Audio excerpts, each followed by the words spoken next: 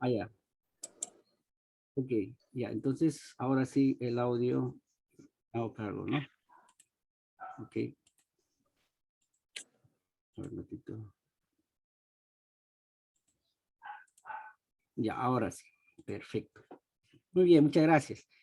Eh, Decía que la triangulación que vimos en mi primer taller es un mecanismo de darle consistencia a nuestra ideación, ¿no? La idea de proyecto, ¿no? Con tres, digamos, aspectos importantes, tres variables, digamos, que se conectan entre sí, que tiene que ver con la intencionalidad, ¿no? El propósito, que es la competencia, el procedimiento o la metodología o el prototipo, que es el cómo, y uno tercero que tiene que ver con la significancia, la situación y la pertinencia con que sustentamos el desarrollo del proyecto, que es básicamente sintetizado con el por qué. ¿Qué, cómo y por qué? Son tres elementos claves que le dan consistencia al proyecto para plantear una muy buena justificación, un objetivo consistente y tener claridad de los pasos que se van a seguir en la metodología. Lo que toca hoy es ahora imaginarnos un poco cómo se va a desarrollar el proyecto. Ya tengo la idea, y entonces cómo paso a paso puedo asegurar, sin perder de vista la competencia, que es nuestro centro motor, ¿verdad? ¿Cómo aseguro el desarrollo de cada una de las capacidades en mi experiencia de aprendizaje? ¿No? Bien, entonces para eso vamos a hacer un pequeño canvas, es un cuadro muy sencillo, pero que nos ayuda a consistenciar la metodología y el proceso, paso a paso. Pero para eso tenemos que antes entender algunos conceptos claves, ¿no? Unos conceptos claves que nos van a permitir eh, comprender, ¿no? Comprender la importancia de una experiencia de aprendizaje, ¿no? En el marco de un proyecto. Lo primero que debemos decir es que la experiencia de aprendizaje, que luego puede ser proyecto de innovación o una buena práctica, un proyecto de aprendizaje, todos, absolutamente todos, y eso tiene que ver, es un proceso, ¿no? Es un proceso. El concepto de proceso es muy importante para el desarrollo justamente de la pedagogía. ¿Cuál es lo diferente entre el enfoque disciplinar y el enfoque por competencia? Que lo disciplinar no mira procesos, mira niveles de complejidad, que no es lo mismo. En enfoque competencia, el sentido de gradualidad o de desarrollo o evolución de la competencia se basa en procesos. Proceso es, digamos, un conjunto de fenómenos que se dan a partir de una lógica, ¿verdad?, de comportamiento de estos mismos fenómenos, donde tiene un punto de inicio, un nudo o un punto de evolución y desarrollo y una salida. La vida misma es un conjunto de procesos. En la vida lo llamamos ciclos, ¿verdad? Muchos de nosotros cumplimos ciclos de vida, ciclos, ¿no? Cuando terminamos la primaria, pasamos de niño a adolescente, un ciclo, ¿no? Cuando terminamos la secundaria, terminamos un ciclo de los y pasamos, encaminamos a la juventud, etcétera. Y cada día cerramos ciclos también durante el día, durante la semana, durante la carrera. Son ciclos, son procesos. Procesos irreversibles. Y eso es lo característico, lo particular de lo pedagógico, que lo que se haga es irreversible. O sea, no se puede resanar, ¿no? No se puede retroceder.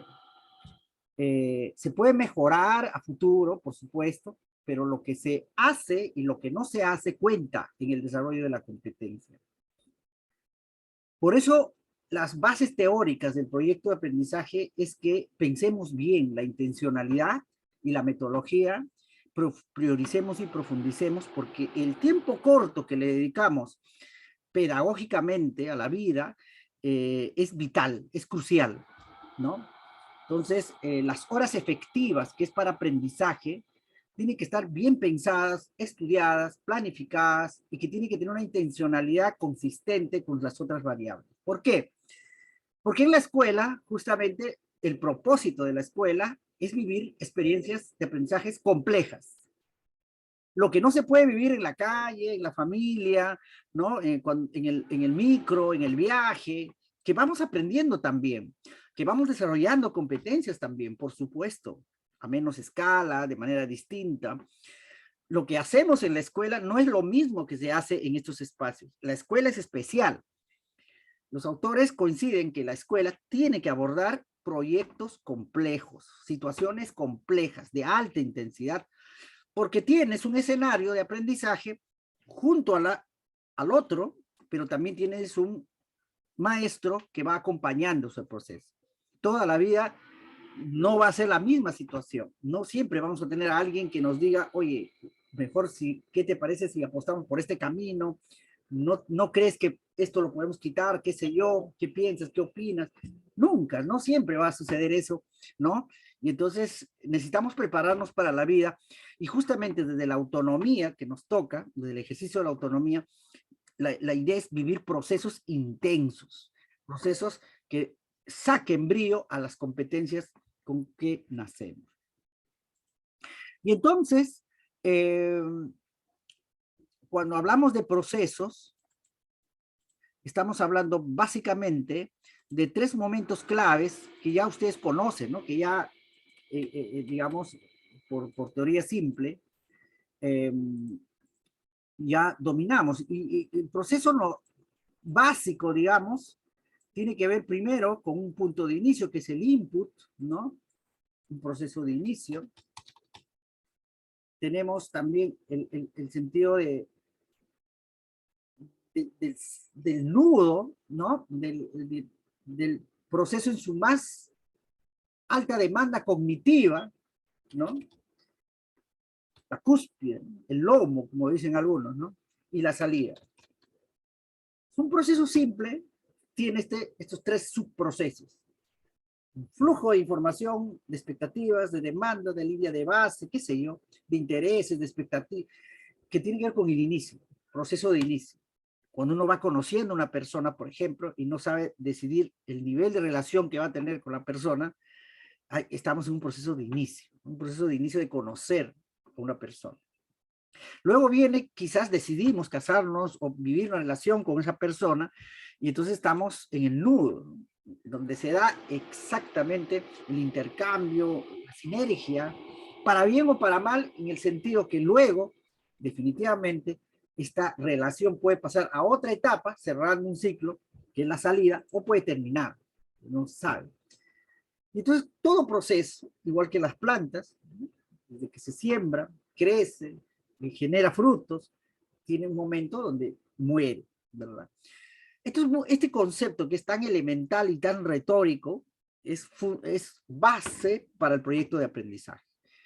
Siempre hay que estar pensando que lo que vamos haciendo con nuestro estudiante es irreversible, o sea, hay que cuidar mucho y por eso es importante que incluso los errores que se cometa, que lo cometa él mismo para su autorreflexión, no nosotros, que no cometa el error porque mal lo hemos indicado mal o hemos orientado mal, ¿no? Entonces, muy importante eso. Ahora, teniendo esto como base, lo importante es decir que cada proceso, ya en términos pedagógicos, cumple un rol fundamental pensando en las competencias. En el proceso de inicio, lo más importante es asegurar el ejercicio de la autonomía, ¿no? El ejercicio de la autonomía. Si no aseguramos desde el inicio de la experiencia, o sea, del proceso, que los estudiantes se sientan convencidos, seguros de ejercer su autonomía, todo lo que venga de ahí para adelante ya pierde la esencia de ser una experiencia de aprendizaje. No puedo aprender siendo dependiente, ¿no? La dependencia genera, digamos, conductas, adaptaciones que no necesariamente responden a mi propio interés, instinto, sueño. Justamente ese interés, instinto, sueño tiene que ver con ejercer mi autonomía. Entonces, lo importante es que aseguremos en esta primera parte que el estudiante se sienta libre, apasionado, libre de pensar, libre de criticar, de deliberar, para tomar las decisiones en el proyecto, para cumplir un rol en el proyecto. Si aseguramos eso, hay un segundo elemento en el inicio, aseguramos también las condiciones para desarrollar el pensamiento crítico.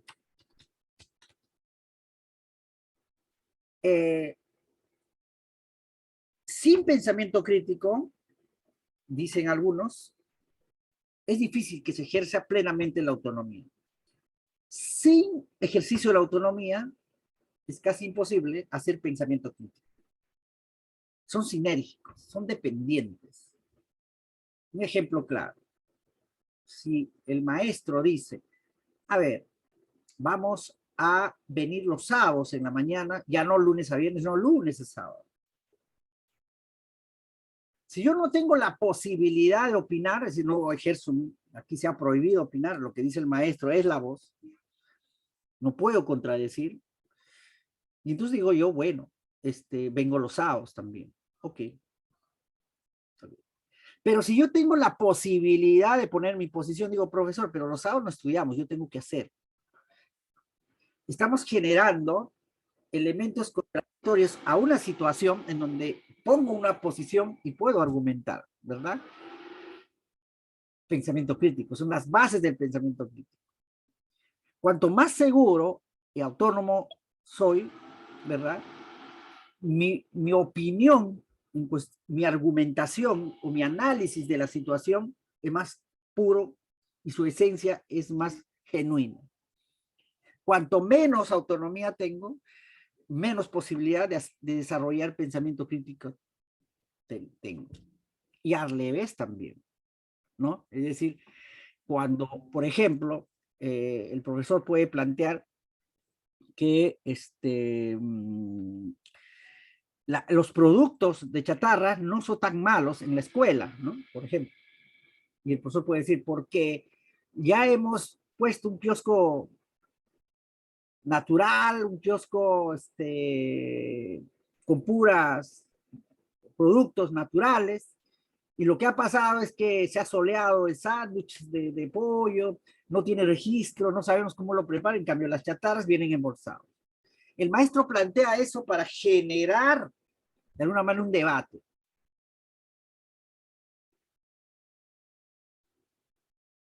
Yo no, de alguna manera, si yo tengo una opinión, ¿no? Como estudiante, decir, ok, pero podemos poner protocolos, qué sé yo. Y de alguna manera, si yo no tengo esa sensación de sentirme seguro al hablar o fallar, mejor no lo hago. La gran parte del desarrollo, digamos, el gran obstáculo para el desarrollo del pensamiento crítico es el temor, es la timidez, es la baja autoestima, condicionado a querer opinar, a decir lo que siento, a decir lo que pienso, pero sobre todo no sentirme con miedo a fallar. Puedo estar equivocado con mis argumentos y mis comentarios, no pasa nada, entonces lo corrijo. Pero todo ese elemento tiene que ver con el ejercicio de la autonomía, con la seguridad que uno tiene para mostrarse como es y como piensa. Es decir, son sinérgicos. La autonomía y el pensamiento crítico son elementos que se evalúa por eso en la evaluación de desempeño docente y que se va a evaluar, ya se evaluó inicial, ¿verdad? Se evaluó en primaria, secundaria, creo que ya en el proceso. Porque si el profesor no logra, cuando uno observa que sus estudiantes ejerzan y hacen comentarios críticos a una situación, todo lo demás no tiene mucho sentido, por más que has hecho un buen material, no importa el área o el nivel, esto funciona para cualquier parte de nuestra vida, desde que, ¿no? Entonces, en la escuela, ¿no? Por eso es que es elemental que estas dos competencias, colegas, son competencias transversales. La autonomía es una competencia transversal explícita, porque lo dice el currículum, explícitamente. Pero el pensamiento crítico no lo dice, pero es una competencia, ¿verdad?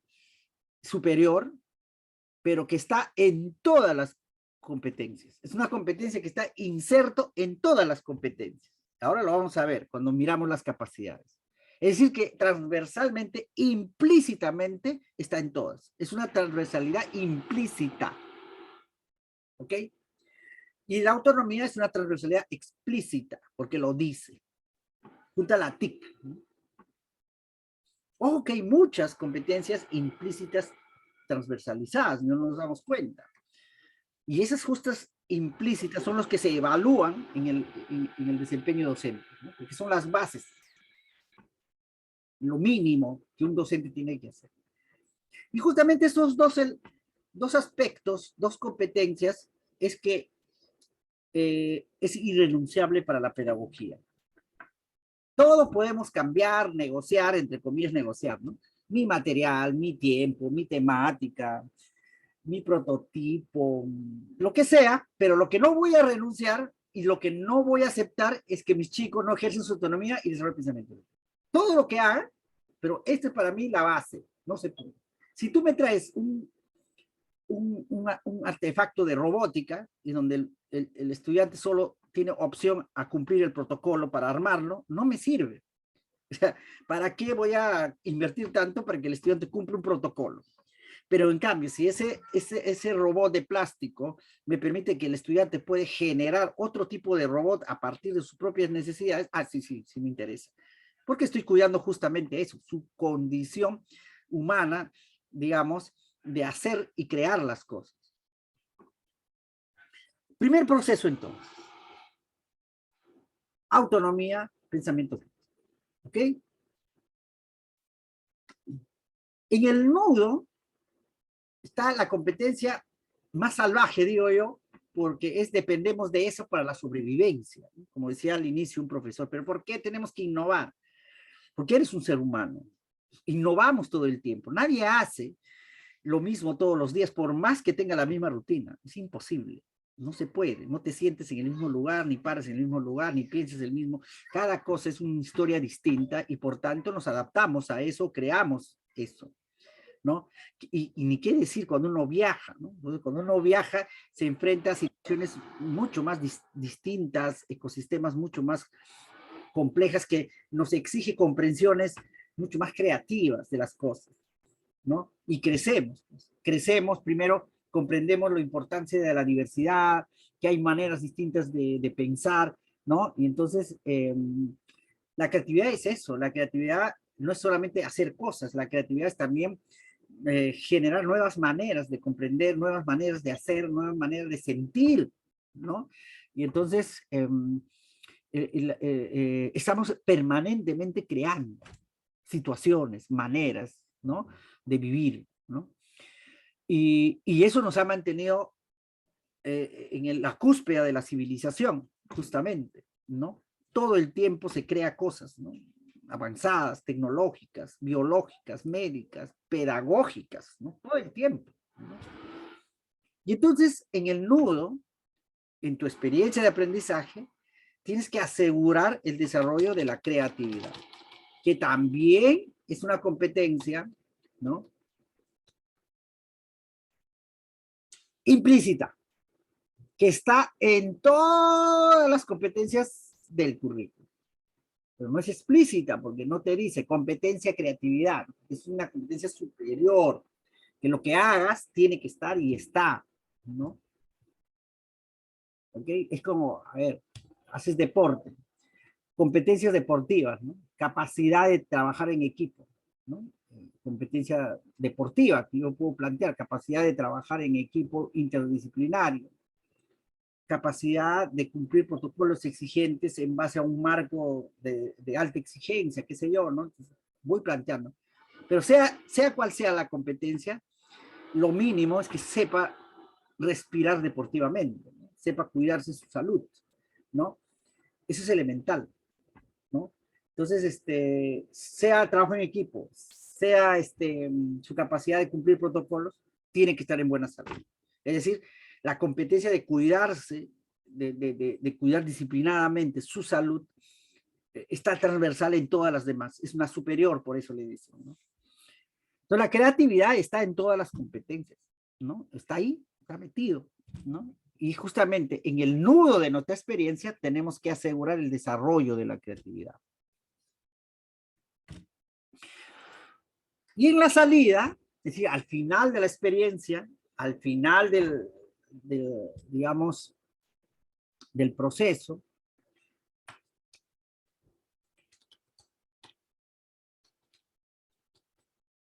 se encuentra quizás una de las competencias más complejas, que también está en todo, es que es también implícita, que es la metacognición, que tiene que ver con capacidad de reflexionar, autoevaluarse, comprender, social, es decir, es básicamente todo el proceso de irradiación del saber hacia el otro, hacia a mí mismo, ¿no? La metacognición, ¿no? Es observarme, ¿no? A mí mismo en mi experiencia misma, qué cosa aprendí, no aprendí, cómo lo hice, no lo hice, etcétera, etcétera. La metacognición. Ahora, teniendo esto como base,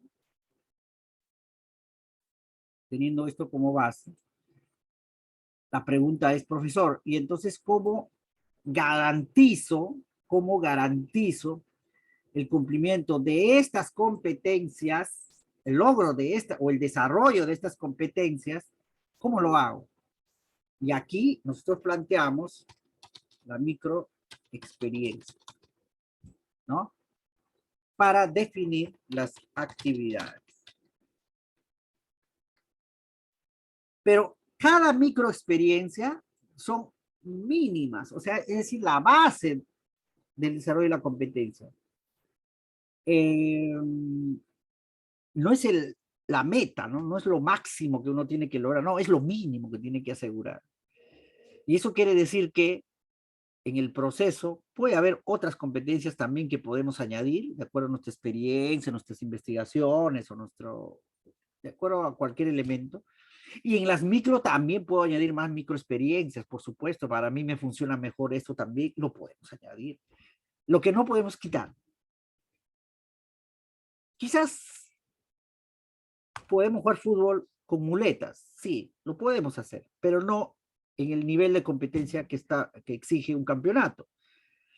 Es lo mismo, si yo quito algo, sí, igual la experiencia de aprendizaje igual lo vas a desarrollar, pero no sé si eso asegura el desarrollo de la competencia. Lo mismo pasa en las capacidades del currículo. Las capacidades del currículo son las mínimas que tienes que desarrollar para la competencia. Las mínimas. O sea, quiere decir que puedes plantear más capacidades a esa competencia. Son las mínimas. ¿No? Mínimas, ¿no? Las elementales. ¿Ya? Y es lo mismo en la microexperiencia, es lo mismo en las competencias por proceso. Es lo mínimo. No estoy hablando de lo ideal, estoy hablando de lo mínimo que tenemos que asegurar. ¿Ok? Pero antes de entrar a este canvas, aquí lo vamos a poner la competencia, ¿no? Antes de entrar a este canvas, vamos a analizar un poco el currículum. Porque la competencia es es el ordenador de mi experiencia, ya lo hemos dicho. Entonces hay que analizarla. ¿Cómo está diseñada las competencias en el currículum?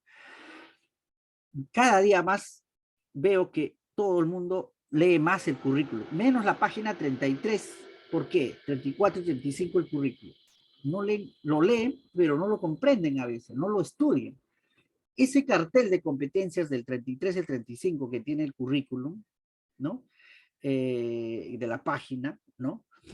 Es lo más importante del currículum. Yo diría, yo me quedaría solo con eso en el currículum, de verdad, ¿no? Como existen otros currículos en el mundo que solo son marcos de competencias y ya, y deja a las escuelas libres para mirar sus procedimientos según a su realidad. Pero acá pues lo hacemos muy pauteados hasta las horas y todo, bueno, pues somos todavía un sistema en desarrollo, ¿no? No confiamos en el magisterio, eso es la verdad, ¿no? Si confiaríamos mucho más al magisterio, no tienes ni siquiera decirle qué competencias, ¿no? O sea, ni siquiera eso, porque ya ellos sabes que el amor propio y la pedagogía que dominan, sabemos que esto va a responder la demanda y necesidad de tus niños, pero tenemos que decirle esto, en cada norma, qué competencia, qué pasos, todo, ¿no? Muy protocolizado. Todavía ahí, en ese aspecto, estamos muy retrasados todavía como Estado, ¿no? O sea, no confiamos en el magisterio. Y el magisterio, ¿qué hace? El magisterio está por encima, pues innova, hace el currículo oculto, ¿no? Implementa el currículo oculto. Y en la pandemia se ha demostrado. Un ejemplo claro, ¿no? Años he participado en no sé cuántas mesas donde se debatía cómo desarrollamos competencias digitales en el maestro, qué universidad, qué, qué programa, traemos expertos, la tecnología, el debate era, pero no mantener internet, ¿no? Era el debate, o sea, más o menos se esperaba que en 10 años el docente iba a desarrollar competencias digitales. Y mira, vino la pandemia, en meses los docentes han desarrollado competencias digitales lo que en 10 años se esperaba, en meses. Todos ustedes son expertos en manejar plataformas, Classroom, Zoom, Meet, Canva, tienen correo, como 4 correos, ¿no? Bajan, editan, hacen podcast. O sea, hay que confiar más en las personas, hay que desafiar a las personas y hay que confiar en el docente peruano. Me decía, ¿no? Cuando crean Fondep, ¿para qué le van a dar fondo a Fondep? Ya, 15 años trabajando en el Fondep, todos los ministros decían lo mismo, ¿no? ¿Para qué si los docentes no innovan? No, ellos dictan su clase. Por supuesto que innovan.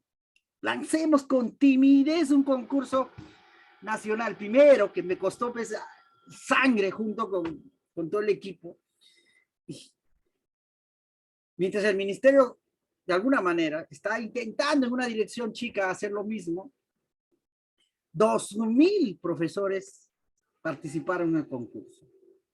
Y decía, ¿para qué le vamos a dar fondo a Fondep? En pandemia ya la gente no va a innovar. Pues, si la presencialidad les ha costado, les va a costar años porque nadie confía en ellos. Nadie confía en ellos. Nadie confía en ellos. ¿Cómo de la noche a la mañana no se va a hacer esto? ¿No? No vamos a comprarnos a Chile, a Colombia, donde hay 9,000 innovadores al año, 27,000 proyectos registrados en un banco, ¿no? Digamos, no vamos a llegar a eso ahorita, pero sí, si empecemos a confiar en los innovadores, empecemos que ellos sí tienen interés, tienen creatividad, vamos a empezar a crecer. Vino la pandemia, tampoco nos dieron presupuesto, llamamos al concurso, ¿no? En el primer concurso del 20, 1,800, en el segundo 2,100. Yo le decía al ministro, ya, pues, ¿no? Ya, ¿no? Ya es momento de que confiemos un poquito más en los docentes, ¿no? Y claro, por fin, tenía que haber llegado un innovador como Juan Cadillo y decir, mira, pues, Juan, la hacemos, ¿no? O sea, si tú no confías en los docentes, siendo tú un innovador, de nada estamos hablando, no tienes mucho sentido. Y entonces, efectivamente, se gestionó con él 10 millones para los innovadores. 10 millones, 600 proyectos de innovación van a recibir 15,000, 16,000 directamente a la subvención del director. Y eso es una manera de confiar. Yo estoy seguro que vamos a superar los 3,000, 4,000 proyectos. Estoy seguro. Y Churucampa va a ser uno de los que por lo menos va a estar entre los UGELs que más va a presentar. El asunto es confiar. Confiar. Y eso tiene que ver con la experiencia de aprendizaje. También confiar en nuestros estudiantes. No pensar por ellos, ¿ya? Confíen, desafíenlo, ¿ya? Y entonces en ese marco vamos a analizar la parte más hermosa, más importante del currículo. Como decía, yo me quedaría con eso, ¿no? Más algunos desempeños que están excelentes. Entonces me voy a ir al currículum. Aquí está, a ver. Disculpen. Vamos a ver acá. Ahí está. ¿Dónde está el currículum? No, ya entramos. Yo los invito a descargar el currículum. Ya está. ¿Ahora se ve? Perfecto. Ahora se ve, ¿verdad? ¿Sí? ¿Se nota en mi pantalla del currículum? ¿Alguien me confirma? A ver, ya no se puede. Es que yo les he privado del audio. Un ratito. A ver, un ratito. Ya, ahora sí. ¿Se nota mi pantalla? Sí, maestro, sí se nota. Ahora los voy a privar. ¿Qué cosa? Que ustedes dijeron que ya, ¿no? No, nada que ver. Porque ayer pues me desconcentraba. Ya, ahora sí. Listo. Analice, esto tienen que ustedes estudiarlo. O sea, no es fácil, ¿ah? Ojo, ¿ah? Tampoco no es que vaya, estudie, léelo. Efectivamente es complejo, porque este es el universo, pues, este es el cerebro, ¿no? Estas 30 y tantas competencias es lo que te trata de decir cómo funciona el cerebro y qué cosas mínimas hace el cerebro para lograr cual o tal cosa, ¿no? Y entonces el currículum tiene un enfoque, ¿no? Que es el enfoque de evaluación formativa, ¿no? Digamos, de formación basada en experiencia, ¿no? Basada en competencias, un enfoque de derechos, ¿no? Entonces, sobre todo de derechos, ¿no? Y entonces, cada competencia tiene un conjunto de capacidades y ese conjunto de capacidades está planteado como una experiencia de aprendizaje. Está planteado como un proyecto. Si alguien me dice, profesor, ¿tiene usted un formato de cómo hacer un proyecto, los pasos? Aquí está, pues. Las capacidades son los hitos, los pasos que tienes que lograr en tu proyecto. Cada uno de ellos. Y está pensado incluso en un proceso de inicio, nudo y salida. Es decir, está pensado para que vivan una experiencia intensa donde se ejerce la autonomía, el pensamiento crítico, la creatividad y la metacognición. Así está pensado las capacidades. Lo que ustedes, yo les invito, es a identificar las capacidades que tengan que ver con la autonomía. Muchos de ellos sí lo tienen, pero hay unos con más intensidad. Capacidades que están vinculadas a la creatividad, capacidades que están vinculadas a la metacognición. Cuando leen de esa manera, con esos tres lentes, ¿no? Van a entender la sinergia que tienen las capacidades entre ellas. Es decir, van a entender la historia que se cuenta en cada una del conjunto de capacidades. Por eso quitar una capacidad o hacer una sesión solo de una capacidad es un crimen, porque no estamos primero apuntando la competencia y segundo porque le estamos dando una partecita que no tiene mucho sentido ni lógica. No están viviendo una experiencia, se está convirtiendo la capacidad en un tema, en una clase.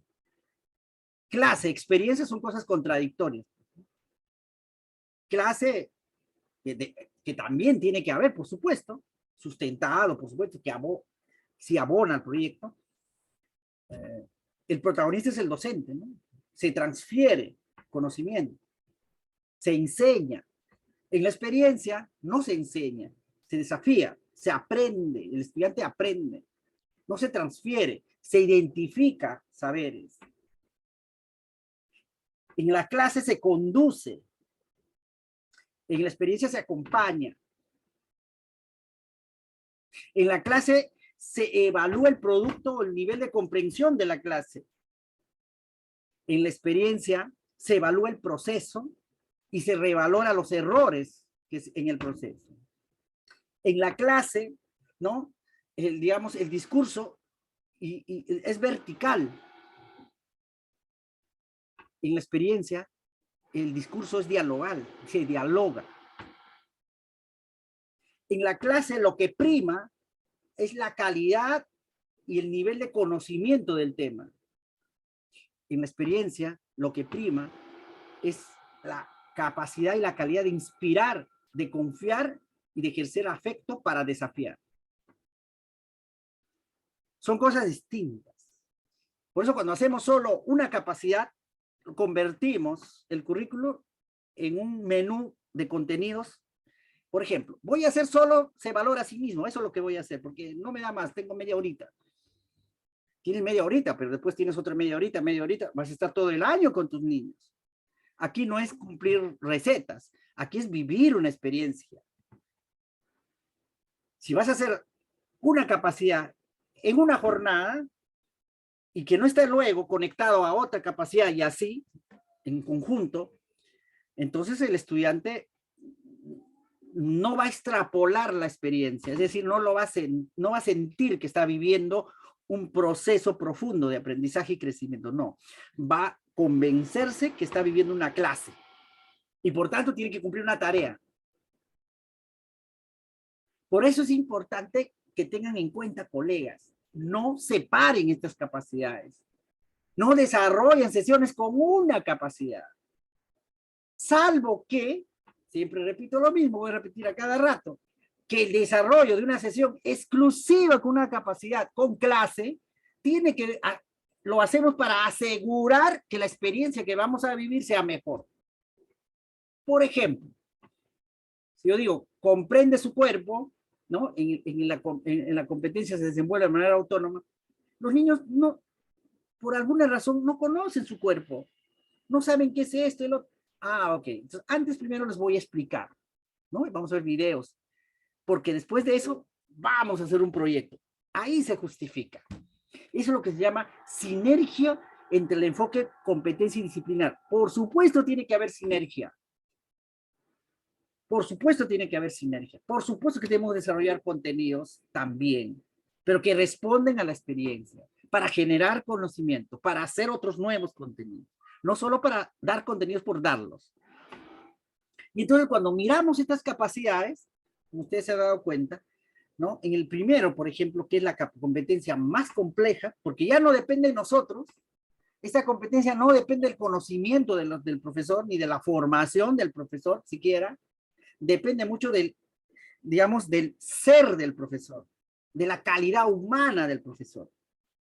Si tú eres un profesor frustrado, resentido, negativo, esta competencia no la vas a desarrollar ni con la mejor estrategia del mundo. Porque no se enseña esta competencia. Esta competencia es inspiracional, totalmente. Es bien complicado que yo he visto proyectos con esta competencia que es, se valora a sí mismo, ya, ¿no? Y dictan la constitución, dictan qué cosa es la ética, qué es el valor, quién soy yo, clases. Ese no tiene, sobre eso no es esta competencia. Esta competencia es invitar al alumno a conocerse él mismo, de autovalorarse, de elevar su autoestima, y para eso necesitamos entrar a su mundo, que confíen en nosotros, que se sientan aceptados, que se sientan queridos. Parte del que baja valoración que tenemos es porque no nos sentimos amados, nos sentimos excluidos, no nos sentimos comprendidos. Y no hablo de contenidos ni nada por el estilo, comprendidos como ser humano. Si el docente genera un clima de confianza, de amor, de afecto, y vive feliz y apasionado de su carrera, eso se siente, eso se huele, y el niño lo sabe. Y vas a ser un factor y energía positiva para él, para que él también confíe en sí mismo. Esta primera capacidad de se valora a sí mismo no se hace con discursos ni con charlas, se hace con abrazos, con escucha. ¿Se dan cuenta? ¿No? Entonces, importante esta primera capacidad que tiene que ver con la autonomía. Que tiene que ver con la autonomía. ¿Ah? ¿Se acuerdan? En la primera proceso de inicio, autonomía. La primera capacidad, de todas las competencias, tiene que ver con la autonomía y el pensamiento crítico. Vemos la segunda capacidad que dice autorregula sus emociones. Esto tiene que ver mucho con el pensamiento crítico y con la autocrítica, pero sobre todo con la gestión de mis emociones frente al otro. ¿Cómo voy a gestionar las emociones frente al otro? Porque es frente al otro, ¿no? Y conmigo mismo también. Si antes no me valoro. Si no me valoro, si estoy frustrado, si estoy resentido, no voy a poder gestionar el odio, la cólera, la envidia. Pues todo lo contrario, voy a ser una máquina de odio. Importante por eso asegurar la primera capacidad para que el segundo se dé. ¿Cómo puede ser objetivo? Argumentar sin prejuicios y ser realmente consistente en mis argumentos. Si no me siento seguro, primera capacidad. Si soy tolerante al escuchar otras opiniones diversas, autorregulo mis emociones. Para argumentar y reflexionar, por ejemplo, sobre el aborto. ¿Qué piensan los adolescentes sobre el aborto? ¿Qué piensas tú? Se arma el debate. Si hay una persona, testigo de una experiencia cercana, obviamente, y no lo ha curado, se siente triste, sus opiniones serán distintas. Si alguien no ha vivido ni siquiera de cerca una experiencia parecida, o de alguien que alguien conozca, ¿no? Si no, nunca lo ha vivido, sus opiniones serán distintas, por supuesto. Y entonces a enseñar a nuestros niños a comprender las opiniones, aunque no tenga la razón o que difiere en la mía, ponerse en el lugar del otro porque responde a una historia, responde a una experiencia, eso es reflexionar y argumentar éticamente, con respeto, con valor, a la línea ética que no ofenda a nadie y que no vulnere los derechos de nadie. Estos tres elementos, como es se valora a sí mismo, se autorregula y reflexiona, son las bases de una vida sexual íntegra y responsable. Es cuando yo estoy preparado para decidir cuándo iniciar mi vida sexual, cuándo hacerme respetar, cuándo identificar lo que está mal, lo que no está bien, cuándo respetar al género opuesto, ¿verdad? Y por qué la tengo que respetar, ¿no? Etcétera, etcétera. En todos los ámbitos de la sexualidad, en cada etapa de nuestras vidas. No se puede generar experiencias de ese tipo si con niños con autoestima baja, totalmente conflictivos, totalmente prejuiciados en sus argumentos. No se puede, no se puede.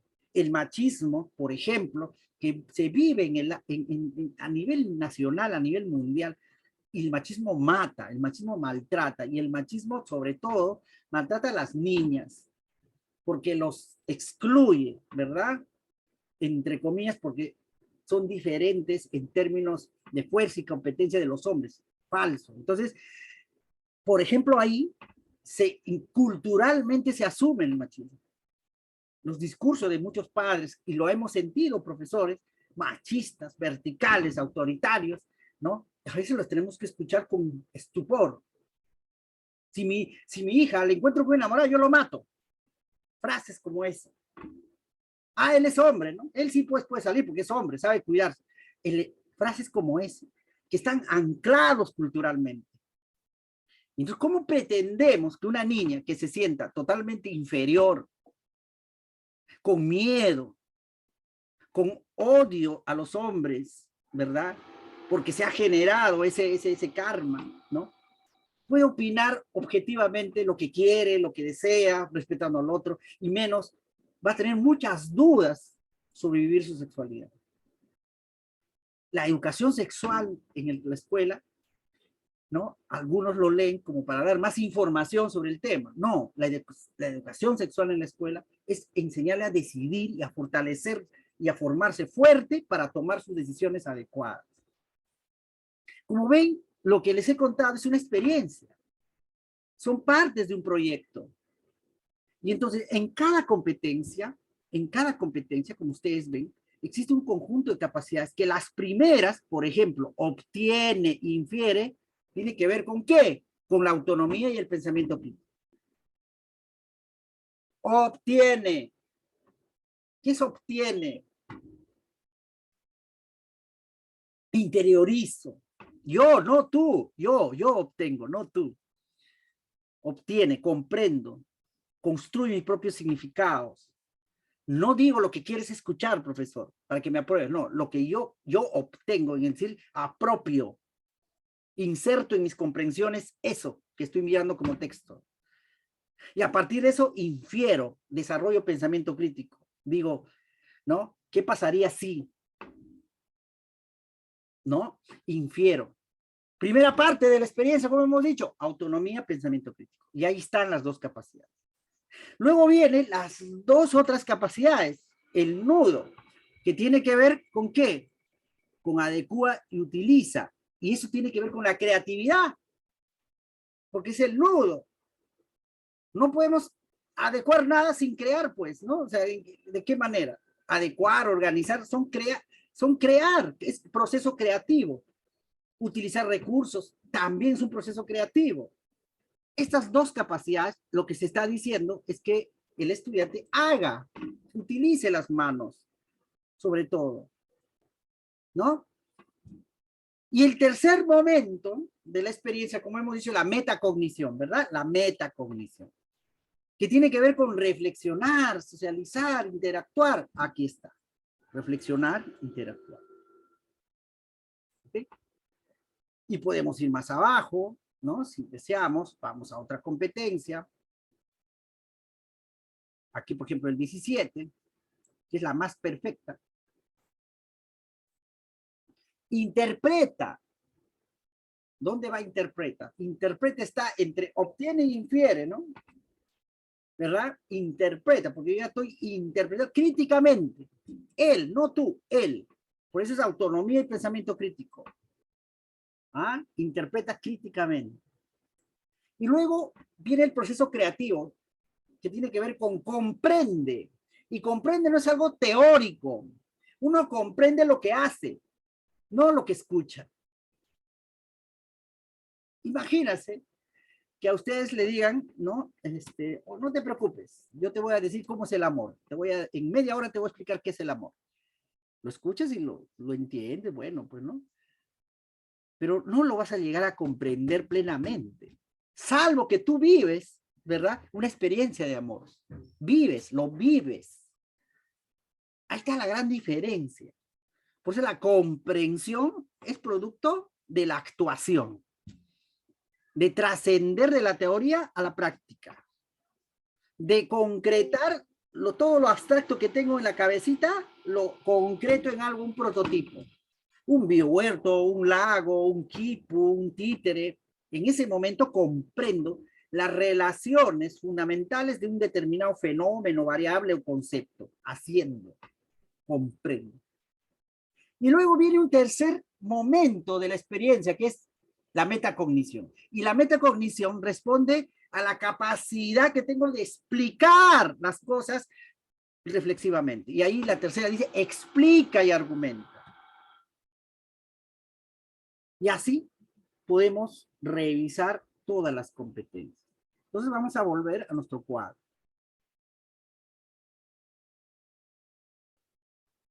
Aquí está. ¿Se acuerdan o no se acuerdan? ¿Ah? Entonces, por eso es importante mirar el currículum. Y esa es la diferencia de la Fundación Ser Maestro. Nosotros sí defendemos, trabajamos y creemos en el enfoque de competencia, pero de verdad, pues, ¿no? O sea, en la cancha, ¿no? Defendiéndola, haciéndola. Y lamentablemente no hay muy pocas iniciativas de metodologías que se basan en competencia plenamente. Y llegan a lo didáctico, ¿no? Llegan a la situación significativa, pero no al desarrollo mismo de la competencia. Cuando en el currículo ya está, nadie está inventando nada, solamente estamos ordenando lo que el currículo nos demanda. Y entonces ahí, colegas, muy importante que empecemos a recordar. Entonces, profesor, en mi experiencia, lo primero que tengo que asegurar es el ejercicio de la autonomía. Sí. Segundo, el nudo de la actividad. Ajá. Tercero, la metacognición. Ya sé estos tres momentos, tres fases de mi experiencia. Claro que sí, ya me queda claro. Pero ¿cómo lo logro, profesor? Entonces, para eso, tienes que priorizar, o ya has priorizado una competencia. ¿Ok? Entonces, vamos a priorizar una competencia. ¿Ya? Entonces, voy a, por ejemplo, a ver, voy a poner acá una competencia, esta, construye interpretaciones, ¿no? Y construye interpretaciones históricas, tiene tres capacidades. Muy bien. Tres capacidades. Y esas capacidades lo voy a copiar aquí. Ya, para entender. Acá están las tres capacidades. ¿Ok? Muy bien. Vamos a empezar con las microexperiencias y luego vamos a hacer el ejemplo con esa competencia priorizada. ¿Ya? Desde Ser Maestro tenemos 20 años investigando sobre esto, escribiendo, sistematizando, ¿no? En América Latina sobre todo. El 27, el 28 de marzo tenemos el orgullo de que un equipo de Ser Maestro va a formar y va a instalar un Ser Maestro Honduras. Y es un sueño anhelado de años porque ya estamos, digamos, valorando al docente peruano y convirtiendo en un agente de cambio en América Latina, que es la misión de Ser Maestro, ¿no? Nosotros Creemos en el docente plenamente, creemos en su competencia, en su capacidad, en su creatividad, en su resiliencia, creemos y en su riqueza cultural, creemos su espíritu político, su espíritu solidario, creemos plenamente, no tenemos ninguna duda, pero hay que formarlo, hay que acompañarlo, hay que inspirarlo, hay que comprenderlo, hay que escucharlo. Si logramos hacer eso como Estado, nuestros docentes se convertirán en líderes de Latinoamérica. Vamos a ir a enseñar a Colombia, a Chile, vamos a dar cátedra. Ese es el sueño en los próximos 10 años. Entonces, este mes de marzo para nosotros es significativo porque es el inicio. Ya un equipo de innovadores va a ir a capacitar a otros docentes de otro país. Ya lo estamos haciendo a nivel virtual, ¿no? Lo estamos haciendo con Chile, con Colombia, con México, exportando innovadores, ¿no? Pero en Honduras es especial porque físicamente se va a establecer una comunidad. Y esperamos llevar testimonios de ustedes también, que vayan, ¿no? Entonces, de eso demandamos al Estado, que dé oportunidades a los innovadores para que puedan convertirse, y lo son, en agentes de cambio. Y entonces, colegas, para asegurar la experiencia, lo primero que tenemos que asegurar es el bienestar del docente, del estudiante, es el bienestar, estar bien. ¿Cómo te sientes? ¿Cómo estás? Ya esta primera microexperiencia que para nosotros es nuestra marca y es fundamental, lo llamamos emociona e inspira.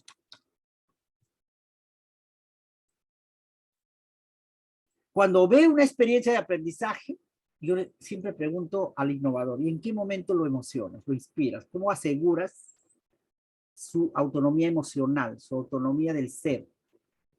¿Ah?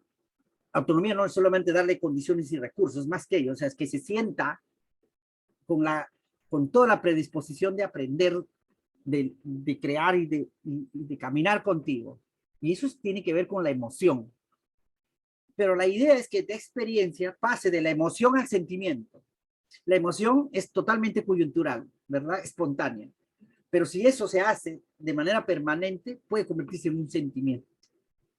Sentimiento a mi tierra, sentimiento por la ecología, sentimiento hacia el otro, sentimiento a mi familia, sentimiento a mi propio cuerpo, sentimiento por mi cultura, sentimiento por saber más, sentimiento de...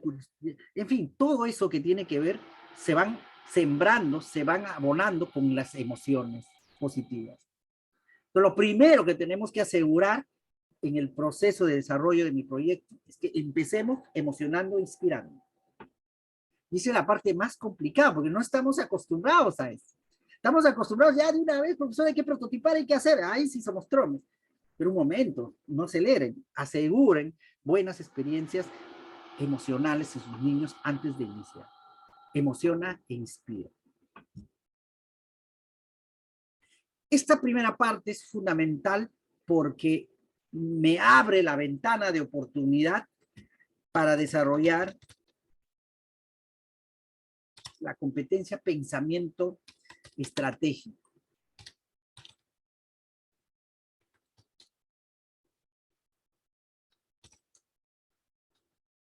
Pensar estratégicamente es nuestra capacidad de soñar, de visionar, de calcular a futuro, ¿no? De ver escenarios, de saber qué necesito, cómo lo voy a hacer, paso a capacidad estratégica, pensamiento estratégico.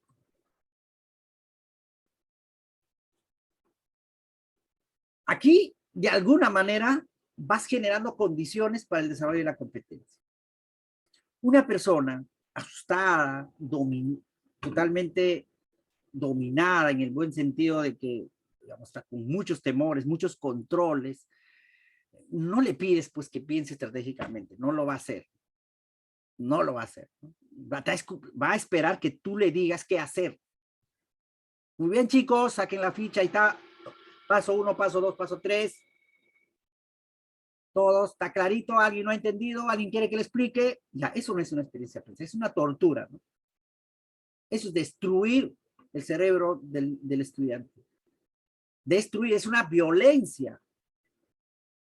Decir qué van a hacer ellos, pensar por eso es la peor violencia y genocidio que puede haber. Y por eso Paulo Freire, ahí está su centro de su reflexión. Paulo Freire, cuando habla de la pedagogía del oprimido, habla de eso, no habla de la economía. Habla que nos hemos acostumbrado por siglos ¿verdad? En los últimos 50 años, sobre todo, decía Pablo Freire, que la escuela, el docente, oprime filosófica, mentalmente al estudiante. Oprime, no tiene, tan oprimido está que no tenemos capacidad de pensar por sí mismo. Que los ministros, que los directores, que las autoridades, todos ellos, ¿no? Y el docente se ponen de acuerdo cómo va a pensar nuestro estudiante. Ese es un crimen. Y entonces tenemos que pasar de la pedagogía del oprimido a la pedagogía de la liberación, dice Freire. Es decir, hagamos, dale el protagonismo revolucionario al mismo estudiante para que pueda generar sus aprendizajes. Confiemos con amor, dice, ¿no? Confiemos con amor. Confiar en sus capacidades y competencias es lo más tierno, y habla de la pedagogía de la ternura, justamente. No se puede buscar, pretender que nuestros niños sueñen, propongan, si sienten miedo, si se sienten tristes. Por eso que el primer paso de emoción e inspira es fundamental.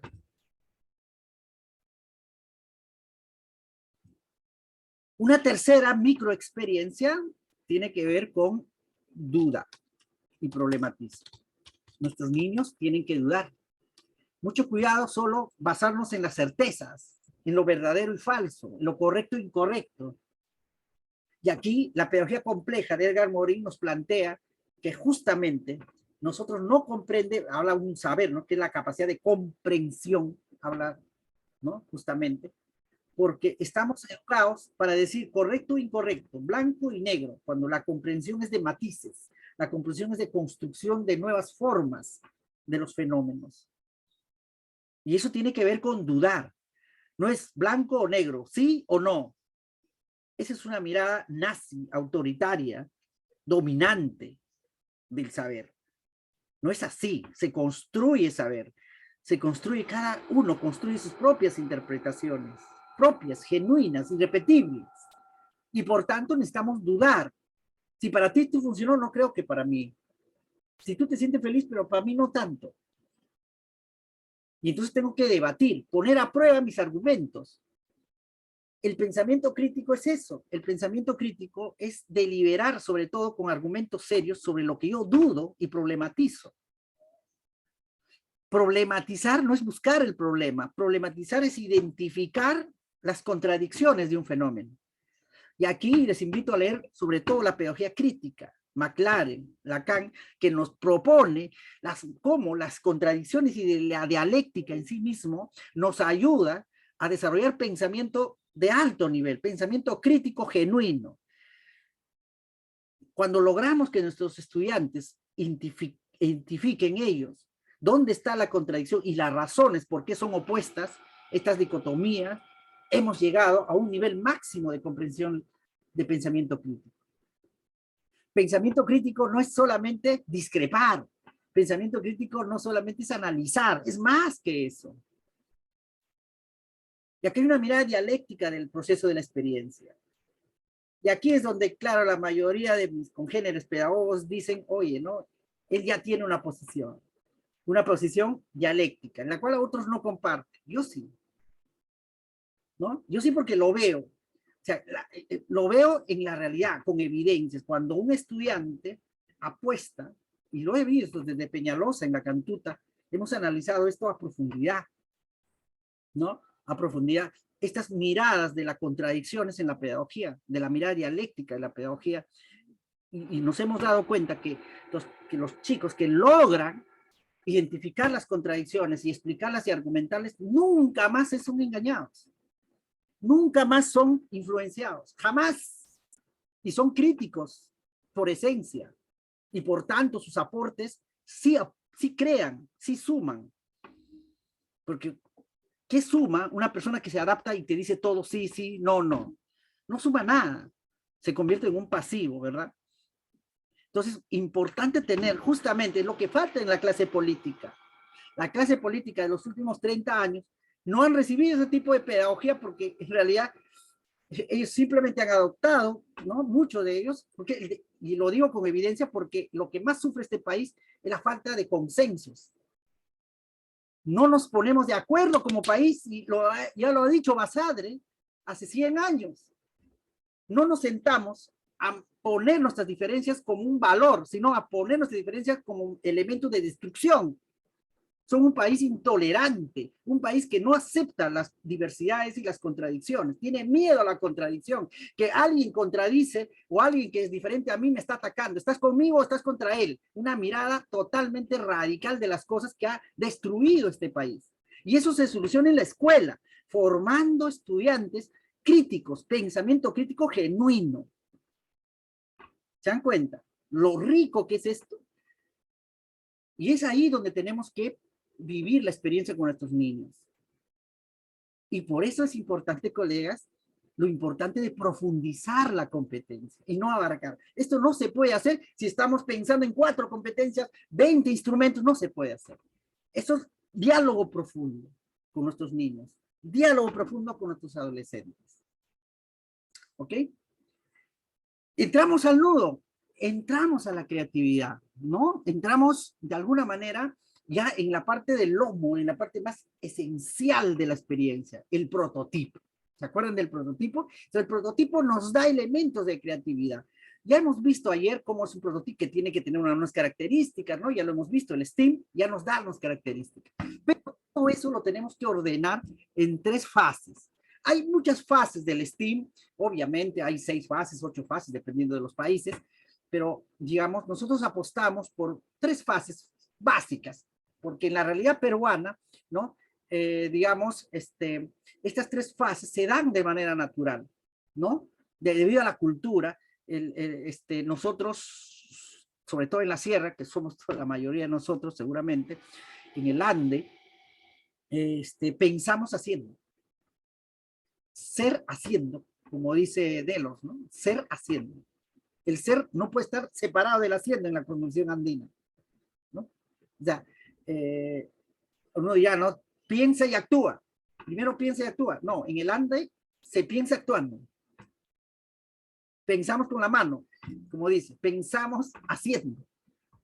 Y entonces, desde la mirada, digamos, de la interculturalidad, estos 3 elementos ya están presentes, ¿no? En una escuela, en una comunidad andina o amazónica, que es primero, crea, capacidad de crear, aplicar lo creado, ¿verdad? Aplicar lo creado y evalúa. ¿Ok? Evalúa.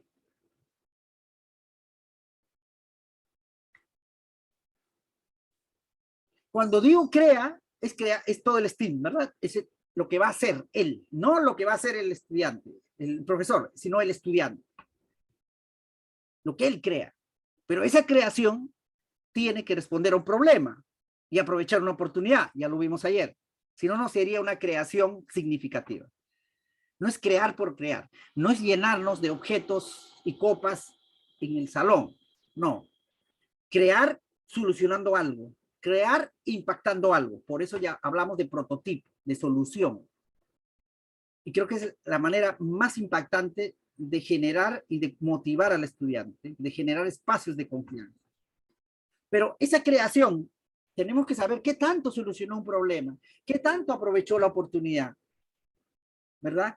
Entonces hay que ejecutarla, hay que implementarla. Y ahí se rompe, digamos, ahí está prácticamente la diferencia entre un producto y un prototipo. Un producto se crea y ya se acabó. Por ejemplo, la maqueta. Ya está, he creado una maqueta, es mi producto, mi producción. ¿Cuándo lo convierto en prototipo? Cuando esta maqueta me sirve para algo. La voy a poner en práctica, lo voy a poner en marcha. Si no, no tendría mucho sentido. Y ahí se convierte en prototipo, es decir, aplicar. Un bastón es un producto. Pero si el bastón ha logrado, y lo hemos dado a una familia donde lo necesitaba, y está condicionado a su talla y todo, está solucionando un problema concreto. Entonces ya es un prototipo pedagógico. Porque la pedagogía está no solo en crear, pues, ¿no? Sino en el impacto de la creación. Y luego la evaluación. Hay que evaluar qué tanto hemos impactado, qué cosa nos falta mejorar, qué cosa tiene que cambiar. Cuanto más vueltas damos a esto, más posibilidades tenemos para desarrollar la competencia. Me refiero acá. creo, aplico con mis chicos, evalúo, testeo, y nuevamente mejoro, nuevamente recreo, reaplico, reevalúo, nuevamente. Cuanto más vueltas doy, más posibilidad tengo de desarrollar la competencia. La experiencia, pues, el ensayo y error. Esta es la parte que más dura, pues, ¿no?, en el proyecto, ¿no? Luego tenemos la metacognición, y aquí hay dos microexperiencias que tenemos que asegurar. La primera, la reflexión, que es, digamos, una mirada interna del proceso, de la experiencia, qué aprendí, cómo aprendí, qué hice, qué no hice bien, qué hice mal, ¿no? Etcétera, etcétera. Pero también la socialización.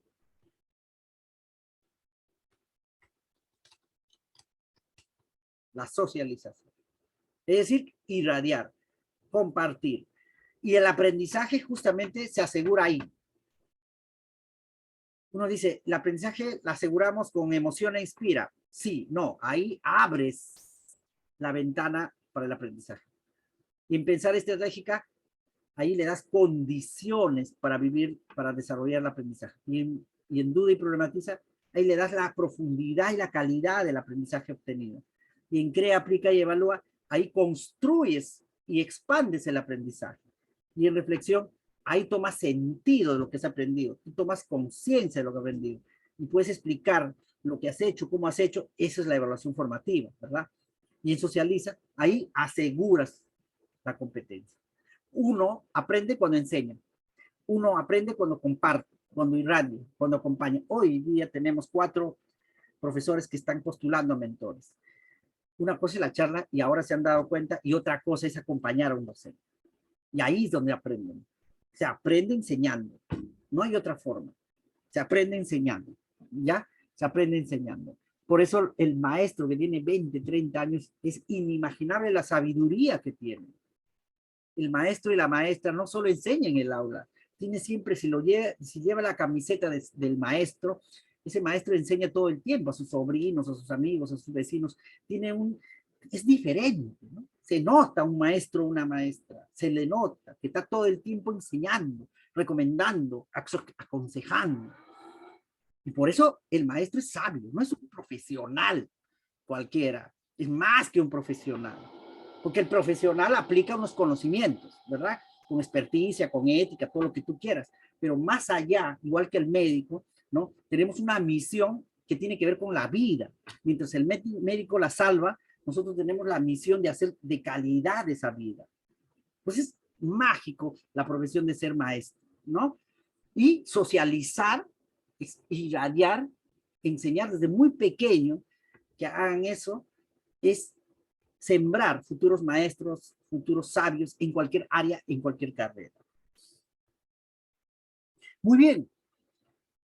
Aquí ya tenemos, digamos, un canvas, una estructura para un poco guiarnos, ¿no? Y a partir de eso, lo que tienen que hacer ustedes ahora con los mentores es plantear sus actividades. Ustedes ya tienen la triangulación. Tengo un lago. Muy bien, la voy a salvar. Perfecto. Pero antes del lago, a iniciar, ¿cuál va a ser tu primera actividad? Y aquí hay que plantear pregunta y un abstract. O sea, que explique en síntesis qué se va a hacer. No es necesario que detalles.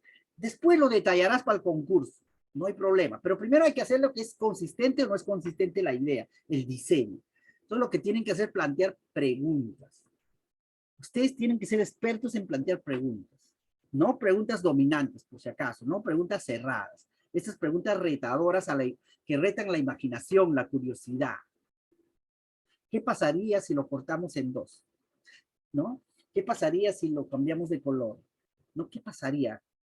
Es la manera más fácil, pero no es la única, ¿no? Entonces, bien importante que vamos abriendo con nuestras preguntas esto, ¿no? ¿Y cómo lo harías? ¿Qué necesitarías? ¿Cuál es el proceso para hacerlo? ¿No? Etcétera, etcétera. Eso es lo que van a hacer ustedes en la mentoría. Tenemos mentoría hoy, ¿ya? Mañana algunos, de 6 a 7, vamos a ver, mañana tenemos un laboratorio, es muy corto el tiempo, ¿verdad? Para el laboratorio de mañana, porque no sé si hasta mañana van a hacer todo el diseño, pero si lo hacen, ya, vamos a tener una horita de mentoría, ya, de algunos que vamos mirando y, a ver, pónganse de acuerdo, a no ser que hoy día ya lo logran terminar, tienen todo el día para hacerlo. Y mañana vamos a mirar algunos proyectos diseñados, estos de acá. ¿Dónde entra la competencia, profesor? A ver, yo he priorizado, profesor, construir interpretaciones históricas. Ok. Y entonces lo que tenemos que hacer es identificar la capacidad. La primera, ¿a dónde va? ¿Ah? ¿A dónde va? Al primer proceso, por supuesto, que es acá. La segunda, ¿a dónde va? ¿No? La segunda, ¿a dónde va, profesor? Acá, por supuesto, comprende, tiene que ver con el nudo, ¿no? Y explica dónde va, profesor. Explica, va en la tercera, ¿no? Que la metacognición. Ahí está. Vamos a un ejemplo más. Voy a jalar, a ver, creo que por aquí tengo. Indaga, ¿ya? Indaga. Este es construye interpretaciones históricas. Ahí está. Competencia priorizada, ¿verdad? Esta es la competencia priorizada. Ahora voy a hacer con la impactada, competencia que vamos a ver priorizada. ¿Ya? Y esta es la competencia impactada.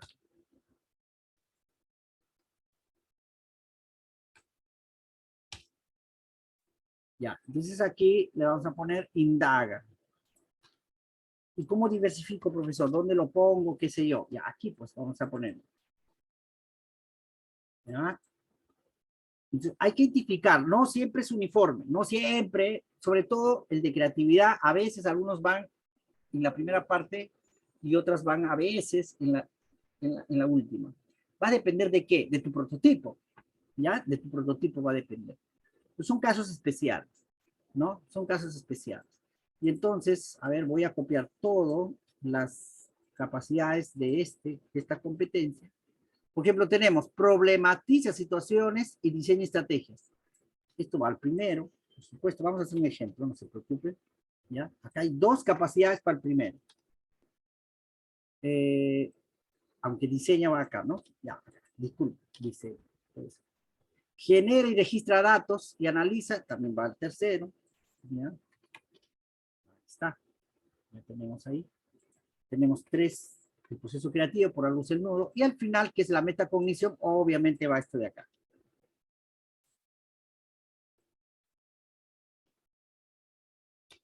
Ahí está. ¿De acuerdo?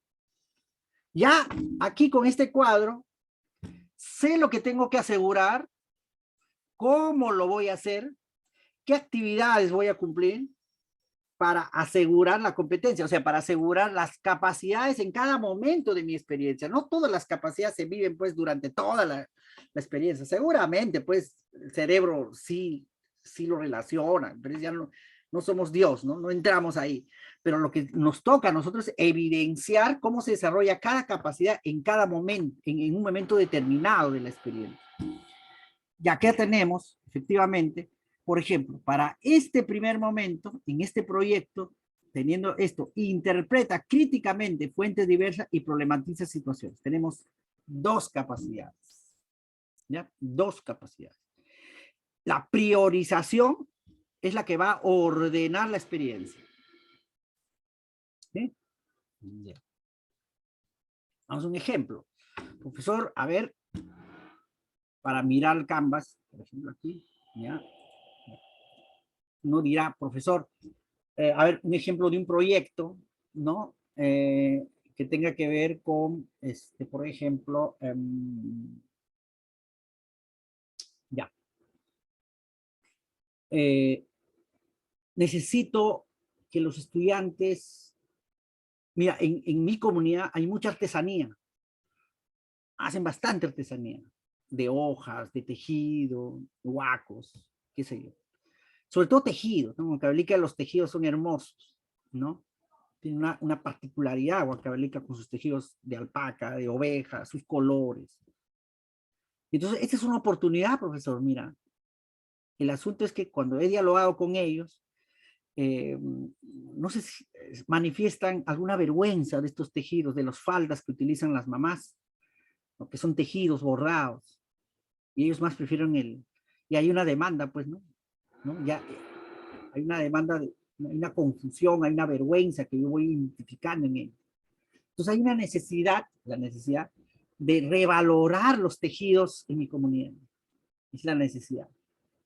Y entonces lo que voy a es priorizar una competencia que tiene que ver con construye interpretaciones históricas. ¿Ok? Es decir, la historia del tejido de mi comunidad. Cómo se fue dando y por qué se utilizan esos colores, cómo fue, cuándo llegó, ¿no? Y eso me va a permitir ellos que interpretan críticamente fuentes diversas. Está. ¿Ok? Y entonces, a partir de lo que ellos recogen, ¿no? Vamos a ver acá. Vamos a poner aquí, ¿no? Por ejemplo, en cómo vamos a desarrollar el recojo de información, por ejemplo, ¿no? Recojo de información, qué fuentes. ¿Cuáles son las fuentes? Los sabios, pues, los tejedores antiguos, ¿no? Los niños o los adolescentes o niños van a ir a recoger información de los tejedores. Van a copiar datos, van a entrevistar, qué sé yo, y a partir de eso se van a plantear en duda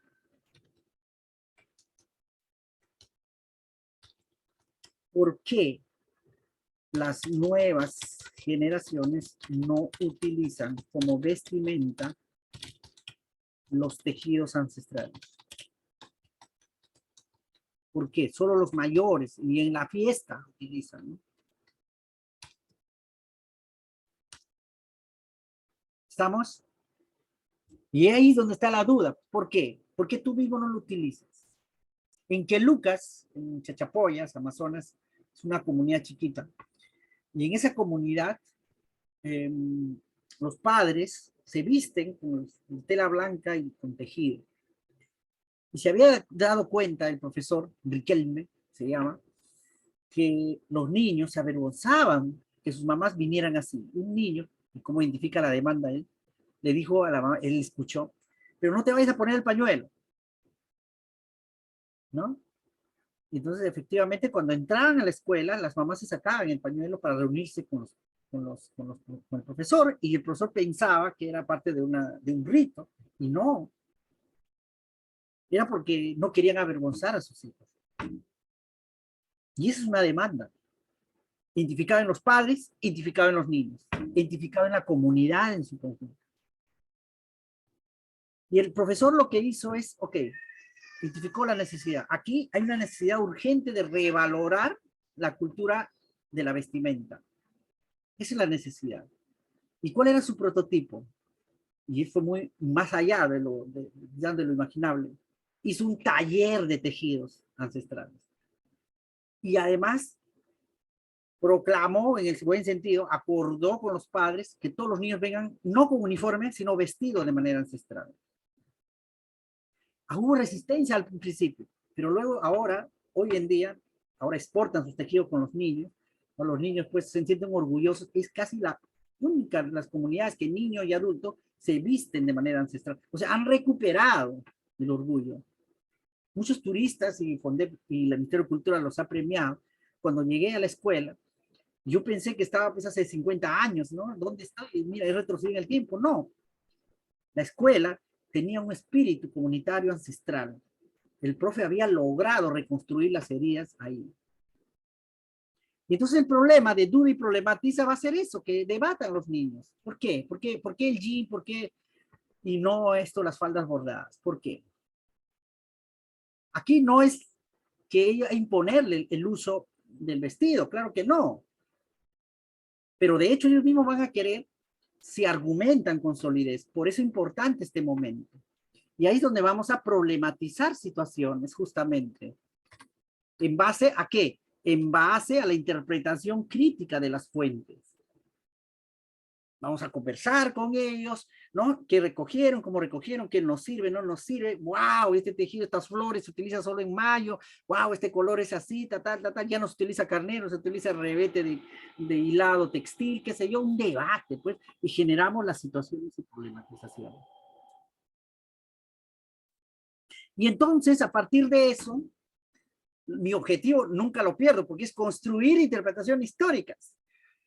Y lo estoy haciendo tocando el alma de ellos, ¿no? O sea, tocándolo. Y por eso justamente lo que he hecho primero es un testimonio de una abuela sobre cómo se siente que se está perdiendo sus tejidos, ¿no? El uso de sus tejidos. Bastante, ¿no? Ahí voy motivando, por supuesto. Entonces lo que vamos a crear con ellos es un, digamos, es un catálogo textil de tejidos, un catálogo textil de tejidos, ¿no? Ordenados históricamente. Como era antes. Incluso, ¿no? A través de mini telares para la producción de muestras. Es decir, van a replicar un telar grande, algo mucho pequeño para hacerlo, para que entiendan la lógica, obviamente, pero para hacer las muestras para el álbum. Ese es el hacer, la ingeniería. ¿Cómo hacemos, no? ¿Cómo hacemos uno que es de 1,5 metros de ancho a uno que es de 20 centímetros? Ahí hay mucha geometría, ¿no? Es lo que hizo el profesor Riquelme, ¿no? O sea, con los chicos han hecho los telares, cada uno tenía su telarcito, ¿no? Y no era para vender, para producir, no era un proyecto de emprendimiento, sino sobre todo era para que comprendan lo complejo que es y lo rico que es producir, ¿no? Y había propios diseños, qué sé yo. Y aplica, van a producir muestras de catálogos para una feria virtual, ¿no? Es decir, van a tomar foto a cada muestra y van a hacer su feria, ¿no? Y mira que aquí estamos impactando a otro, ¿no? Digamos, aprecia el arte, por ejemplo, estamos impactando, o por supuesto, a matemáticas estamos impactando, si quieren lo pueden añadir, ¿no? Y luego vamos a realizar un estudio de percepciones, si van a entrevistar a los niños que no son del proyecto, sobre qué te parece, ¿no? Después de ver el álbum, ¿cómo te sientes? ¿Lo valoras, no lo valoras? ¿Te identificas? ¿Te pondrías o no? Y de pronto tal vez mezclan pues un polo con ¿cómo se llama? Con aplicaciones de tejido y puede hacer una moda, quién sabe, ¿no? Y eso justamente es la evaluación. Van a evaluar sus prototipos, o sea, sus nuevos modelos basados en la historia del tejido para incentivar una nueva moda intercultural, ¿no? Ok.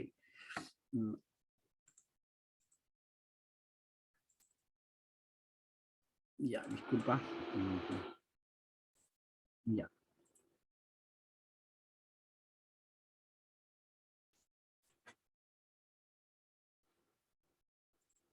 Y ahora, digamos, pasamos a la metacognición. Y para eso lo que vamos a hacer es una asamblea comunal entre estudiantes y tejedores mayores para dialogar sobre los diseños, que tome un poco de lo antes y que tome un poco la perspectiva del futuro también, ¿no? Es una asamblea. Y todo eso van a ser un video y una crónica de la experiencia para revalorar su comunidad, ¿no? Voy mirando las capacidades. Ok, ¿comprende el tiempo histórico con estas actividades? Sí, por supuesto, porque cada tiempo tiene un propio diseño, un propio material, y la idea es que ellos entiendan que como durante el tiempo hay maneras de explicar el proceso histórico, ¿no? ¿Por qué terminamos solo usando el azul? ¿No? Porque hay una razón, históricamente, por dónde hubo el cambio, ¿no? Esos son los debates que yo tengo que dar. Diseña estrategias para hacer indagación general registro, por supuesto, ¿no? Diseñar estrategias para, justamente, para preparar los nuevos diseños. ¿Cuánto es el coco, el hilo? El tejido no es fácil, ¿eh? hay unos paños, unos peines que entran, o sea, hay que diseñar, y hay que hacer propia estrategia para que un determinado diseño responde a un hecho histórico, ¿no? Y vamos a apuntar que para sacar mariposa, por ejemplo, necesitamos hacer ese tipo de cruce de hilos, genera registro de datos y analiza información. ¿Explica y argumenta proceso histórico? Por supuesto, lo va a hacer en la asamblea. ¿Genera y registro de datos? Por supuesto que genera, por supuesto que sí. Entonces, colegas, este es un Canvas sencillo, a partir de una idea de formulación. ¿Dónde entra el STEAM? El STEAM entra aquí, ¿no? Puede entrar aquí. Aquí entra el STEAM, ¿ya? En el crear. Vamos a ver. Aquí. Parte del STEAM también puede ser acá, ¿no? En el STEAM. Parte del STEAM también puede ser acá, ¿no? En socializar, ¿no? Sí. ¿Qué van a hacer con el STEAM? Van a transversalizar. Estas características que ustedes han sacado del STEAM, la van a poner, esta actividad la voy a poner, por ejemplo, dice, investiga, indaga sobre las proteínas, ¿o va a dónde? En pensar estratégicamente, porque ahí primero van a copiar, van a organizarse, ¿verdad? Si dice, por ejemplo, tecnología para de redes sociales, para difundir tal cual prototipo, bueno, va más en socialización. Construcción, ingeniería, ¿no? De una estructura, ¿dónde va? En crear. Y ahí van soltando, es como echar abono al jardín, ¿no? ¿No? Van derramando ahí, digamos, el STEAM en los puntos claves. ¿Ya? Ok. Muy bien, colegas. Eso es. Ahora voy a, si hay alguna pregunta con respecto a lo que hemos conversado hoy día, igual voy a leer los chats. Ahora sí, los micros pueden ser activados. A ver, vamos a ver. A ver, wow, hay varias preguntas. Vamos a ver.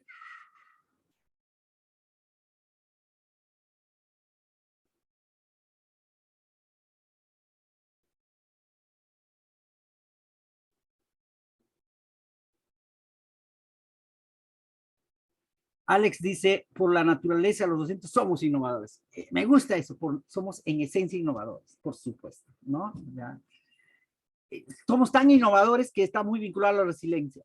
O sea, no hay agua, ya pues, no sé, hagamos unos tanques, creamos cosas profundas, o sea, es alucinante. Una profesora en Huánuco, por ejemplo, cada lluvia, todos los años, la lluvia inundaba el colegio, y como era de madera, porque era la Amazonía, pues simplemente se tenía que tumbar todos los años los padres hacían la escuela con ella.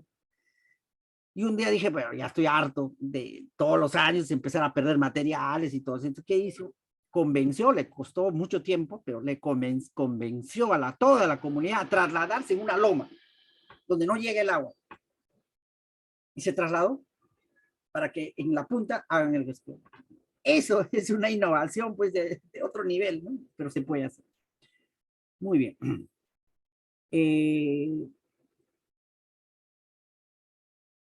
Desde mi punto de vista, no cabe hacer concursar proyectos de innovación. Cada proyecto responde a un determinado contexto. Ok, sí, puede ser, pero es muy importante reconocer, valorar, digamos, y además darle recursos, ¿no? Todo proyecto necesita de recursos, de acompañamiento, de asesoría, ¿no? De trabajo en comunidad, ¿no? Ok.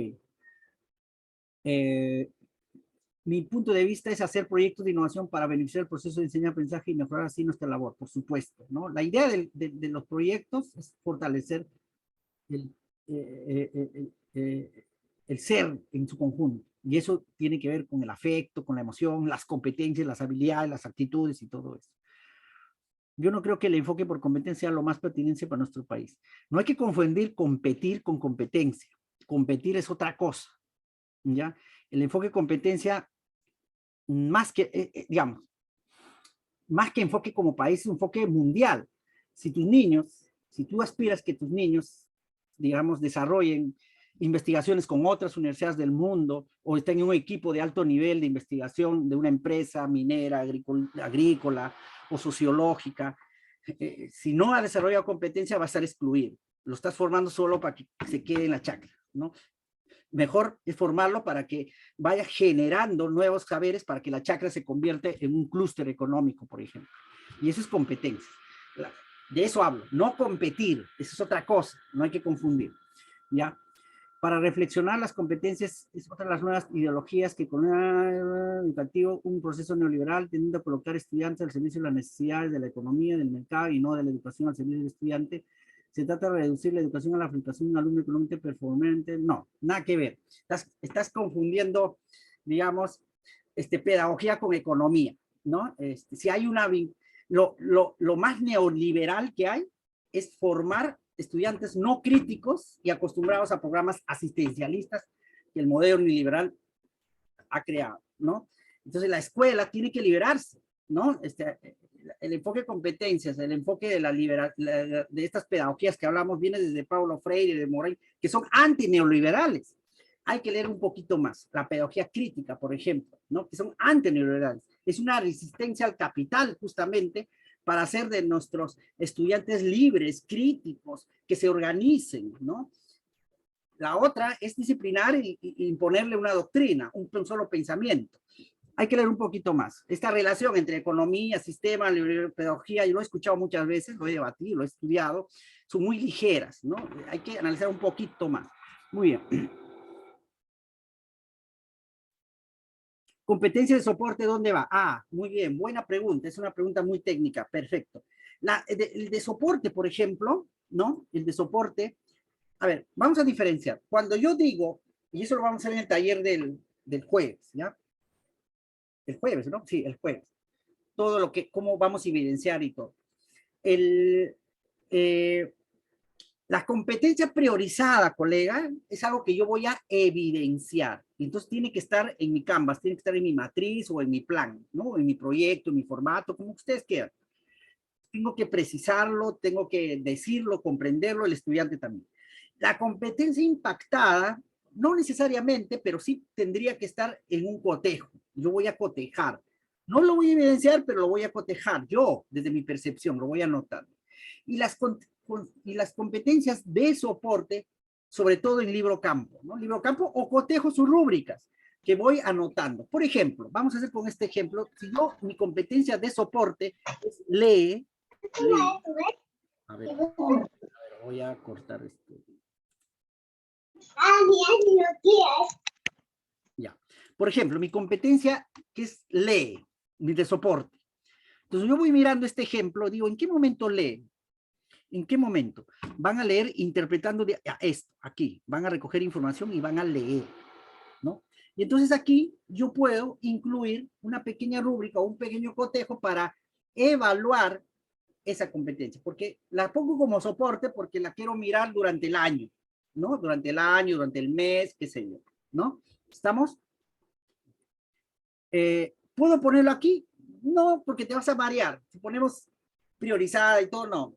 Es demasiado. La competencia más va como un adjunto de puede ser un cotejo con sus capacidades, anotando cómo están avanzando, o tu libro diario, tu libro de campo, anotando algunas significancias, ¿no? Algunos hechos que para ti, oye, tú vas a decir, mira, he hecho este proyecto y me he dado cuenta, por ejemplo, que en la asamblea nadie se ha hablado. Nadie ha hablado. Han hecho todo bonito, pero en la asamblea nadie ha hablado. Y entonces tú dices, ok, mira, la oralidad está baja. Voy a priorizar eso, ¿no? Voy a priorizar. Dado tus cotejos, tus anotaciones, ya has hecho una evaluación de demanda, ya se identificó la demanda, ya no han hablado en tu proyecto, es una demanda, ¿no? Entonces, hay la necesidad de priorizar esta competencia. Tú la priorizas al siguiente, ¿ya? Muy bien, vamos con otras preguntas.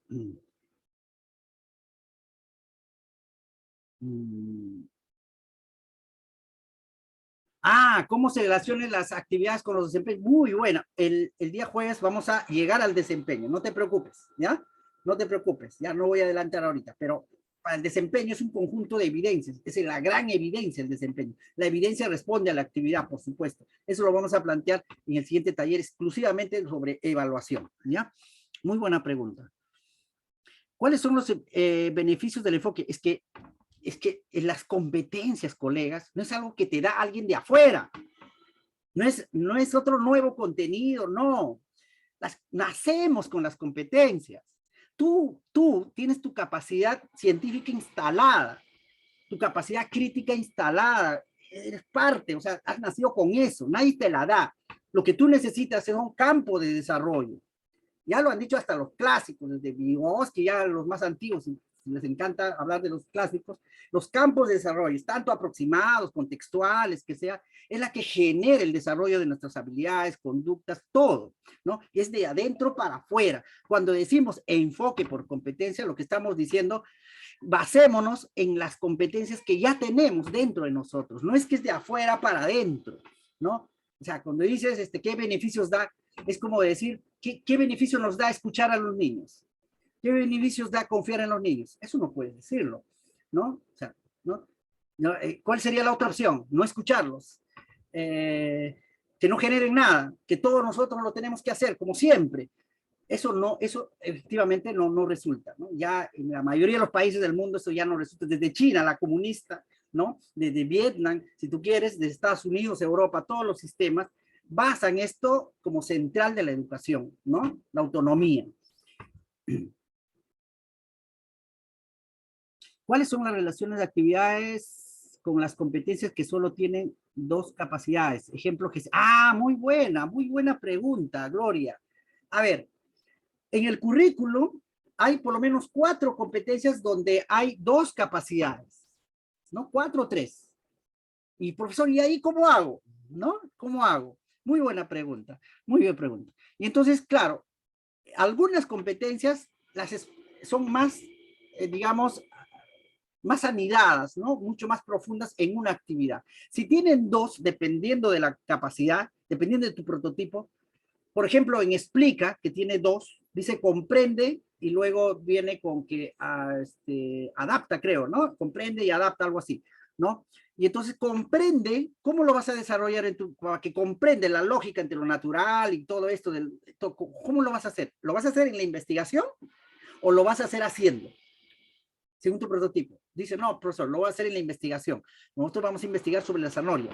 Ahí creo que ellos expliquen lo de la zanahoria. Ya, entonces en la primera parte, en el pensamiento estratégico. Ya, ok. Y cuando dices adecua o todos estos conocimientos, la vida diaria, que es la segunda capacidad, ¿cómo lo vas a hacer? ¿Mostrando en una feria o lo vas a hacer en el hecho, con tu experimento? En el experimento quiero que ellos mismos generen platos. Ya, entonces lo haces en la segunda. Ponle entonces. Esta competencia, por ejemplo, comprende, va arriba, la primera, y adecua o adapta a su situación, va en el nudo. ¿Y qué pasa con el tercero, profesor? Plantea tu capacidad. Plantea tu capacidad. Por ejemplo, podemos plantear una capacidad que diga, ¿no? Argumenta desde el método científico los saberes ancestrales de la zanahoria. Ya, eso puedes proponer para tercero. Ahora, puede ser otro caso también. Profesor, a ver, comprende, es en la parte de la investigación, y adecua a su vida, todo este conocimiento, lo quiero hacer al final, con una feria. ¿Qué pongo al principio? ¿Qué pongo al medio? Porque está vacío. El experimento. ¿Qué experimento vas a hacer? Vamos a hacer biohuertos con plantas endémicas. Ya. Plantéate una capacidad ahí. ¿Cómo puede ser, por ejemplo? Desarrolla conocimientos conocimientos a partir de la indagación de hierbas medicinales. Por supuesto, eso puede ser una capacidad precisada para tu proyecto. ¿Ya? No hay problema con eso. Pueden plantearla dependiendo del prototipo. De hecho, lo vamos a ver en el laboratorio. ¿Ya?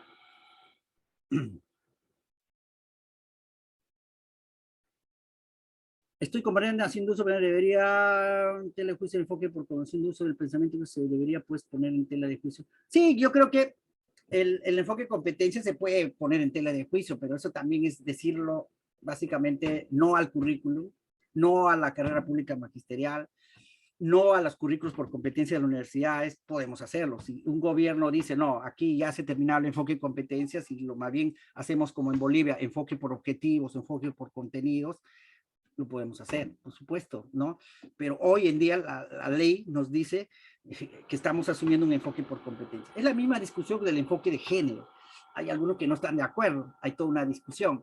Estás libre de pensar, profesor, totalmente, pero la ley es la ley, ¿no? Es un Estado de Derecho, la ley es clarísima, el currículo es claro, ¿no? No es que yo lo diga. Tengo mis críticas, no tanto al enfoque, tengo mis críticas al sistema que no garantiza el desarrollo del enfoque. Ahí tengo mis críticas severas, muy severas, ¿no? ahí podemos debatir, ¿no? Sobre todo la manera como está organizado el ministerio, la manera como está organizado las UGEL, la manera como está constituida la escuela. La escuela como está constituida, como está armada, no sirve para el futuro. No. No, o sea, los mismos horarios, los mismos salones, espacios cerrados, ¿no? Sin autonomía del director, sin enfoque E y B profundo, basado solo en lo folclórico, en el idioma. Así no vamos a conquistar el mundo, ¿no? No vamos a prevalecer como país. Ahí sí yo tengo mis críticas duras. Si queremos realmente hacer revolución o reforma, primero cambiemos el sistema en su conjunto. No atacar un enfoque que es una manera de hacer pedagogía, ¿no? Todo lo contrario. Todo lo que se ha hecho hasta ahora tiene que ver anti-enfoque de competencias, ¿no? Porque se decide por el profesor, se decide por el estudiante, qué sé yo, se castigaba hace pocos, ¿no? Se golpeaba a los niños hace poco, ¿no? Se toma exámenes monólogos iguales, qué sé yo. ¿Cuál es la otra alternativa? Que ese peso, el enfoque disciplinar. ¿Qué país utiliza el enfoque disciplinar? Muy pocos. ¿Podemos hacer sinergia? Lo está haciendo. ¿El Perú está haciendo enfoque de competencia? No, todavía estamos entrando, por eso es innovación. Todavía hacemos disciplinar, ¿no? Todavía trabajamos por áreas. Así que, en fin, todavía hay mucho que recorrer todavía. La situación significativa se toma en cuenta, por supuesto, Cecilia. La situación significativa es la tercera pregunta que se llama ¿por qué? ¿Por qué hacemos esto?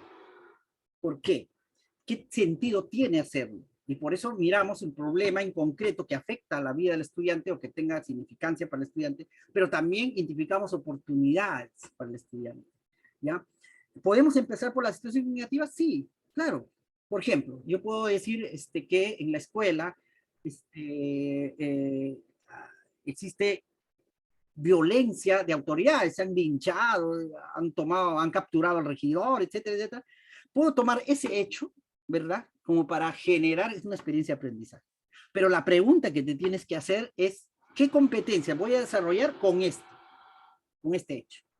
¿Ok? ¿Y qué prototipo me va a ayudar a comprender mejor el hecho? ¿Sí? Empiezas de otra forma, pero es válida igual. Aprendo en casa tiene situaciones muy buenas, casos de situaciones significativas, muy bien estudiadas, bien estructuradas. Esas, por ejemplo, nos ayudarían muchísimo, ¿no? Incluso están ligadas a la competencia, por supuesto. Es un recurso invalorable. Yo siempre la he defendido porque se ha hecho en un momento más crítico y se ha hecho de calidad. Puede haber errores en unas cosas, pero lo han hecho maestros, además, ¿no? Que yo sepa, ¿no? Entonces he acompañado a varios equipos, lo han hecho mismos maestros de base, ¿no? Se ha tomado lo que han hecho los maestros también, ¿no? Pero ahora la presencialidad nos da otro ecosistema y otros retos, ¿no? Y entonces la situación significativa tiene que ser más cotidiana, mucho más contextualizada. Enfoque competencia, ¿por qué no está articulado con la educación superior? Ah, muy buena pregunta, HP, ¿no? HP nos dice, claro, es que lo que pasa es que la universidad en el mundo trabaja por competencias, o sea, ¿no? En el Perú, como siempre estamos retrasados, todavía los currículos están migrando a la competencia, pero lo están haciendo por el licenciamiento, ¿no? Y por la acreditación, que dice que cada 3 años tiene que actualizar su currículo. En la Cantuta, el currículo no se cambiaba años, ¿no? Y a veces había cursos que ya no tenían mucho sentido, o había perfiles de maestro, de catedrático, no respondía a las demandas de conocimiento. Y entonces, recién tenemos 4 o 5 años una institución que vela la calidad de la universidad, ¿no? Y que vaya garantizando que lo que se enseña es ciencia. Ciencia es competencia, pues, es pura competencia, ¿no? Ciencia es indagar, analizar, eso, ¿no? Entonces, muy importante que esa pregunta, porque yo he acompañado a la Universidad del Centro y a otras 3 universidades en el desarrollo de algunas facultades para que pasen de un currículo disciplinar a un currículo de competencia. Y el reto que hemos encontrado es que los docentes tienen 20, 30 años enseñando lo mismo y en realidad no saben abordar por competencias. Y entonces ahí también se tiene que generar una revolución. Entonces la universidad, para no perder alumnos, aplican, digamos, exámenes basados en lo disciplinar, pues, ¿no? Y han entrado de a pocos. La UNI, por ejemplo, no hace un examen disciplinar, es en competencias. Es tu capacidad de razonar. Si no razonas en matemática, por eso que es muy pocos ingresan y muy pocos alcanzan el puntaje, ¿no? Muy poquitos, ¿no? La católica ya está cambiando a competencias. Poco a poco el mundo ya ni siquiera dan examen de admisión. El mundo va más por entrevistas, ensayos y trayectoria de vida, ¿no? En Harvard, en Oxford, no se toma exámenes, se toma ensayos, ¿no? Casos, ¿no? Entonces, ¿qué pasa en el Perú? De solo el 3% de lo que egresa en la universidad, según estudios, trabajan en lo que han estudiado. Tenemos los taxistas más ilustrados y titulados que hay, ¿no? Entonces tenemos hasta doctores que en realidad no tienen ni una patente en el año. ¿Cuántas patentes tiene la Universidad Peruana frente a Chile? No pasa los 300. ¿Cuántos son los patentes? Normalmente promedio en América Latina, 27,000. ¿Qué contribuye la Universidad de Huancavelica a la ciencia en el mundo? ¿Qué ha hecho? Dame un ejemplo, ¿no? O cómo ha contribuido en el cierre de brechas, porque de esa es la misión de la ciencia. La ciencia es resolver el problema de la humanidad, ¿no? Acercarnos a la verdad de sus razones y sus causas. ¿En qué contribuye? Hay una universidad, en el caso de Huánuco, por ejemplo, que ha entrado a la ciencia, pero hasta ahora lo que han hecho es, como en la Universidad de Pasco, pasar, digamos, la maca, ¿no? Sembrarlo a enlatarlo. Ese es su proceso científico, pero más allá, ¿qué hay? No hay mafias que se pelean, y hay que decirlo en claro. Entonces, la universidad también está en un proceso de desarrollo y transformación. Si queremos competir, ninguna universidad del Perú está entre los primeros 1000, menos en los primeros 500. Hay uno que dos, pero con ciertas dudas. Entonces, aspirar, digamos, a una formación de talla mundial tiene que ver con revolucionar no solo la básica, también la superior, ¿no? Ok. Muy bien, colegas, ya me tengo que ir. Creo que las preguntas muy buenas, muy buenas preguntas, muy buenos debates. Estoy abierto para conversar otro momento con más amplitud. Y entonces, hoy día tienen su mentoría y el día miércoles, ¿no? Mañana, haremos un laboratorio. Les vamos a dar un poquito más de tiempo, pero eso sí, los que han completado este Canvas, ¿no? Para analizarlo, ¿ya? Ok, muchísimas gracias a todos.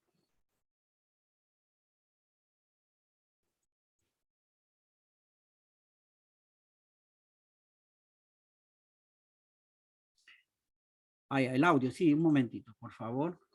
Un momentito. Un momentito. Ya, ahora sí. Listo, profesores, disculpe. Ya, ahora sí. Y gracias a la UGEL por esta invitación. Gracias a usted, maestro Jaime. Muchísimas gracias. Igualmente al equipo de Ser Maestro. Y las felicitaciones del caso a los colegas que son parte de este gran equipo. Ya se mencionó, en la tarde tenemos mentoría, colegas, entonces hay que estar puntuales. Los enlaces se van a compartir por los grupos de mentoría. ¿Ya? Entonces, muchísimas gracias. Hemos tenido un pequeño percance en cuanto a la asistencia. Vamos a ir coordinando con los responsables, los especialistas de los grupos, para compartirles, por favor.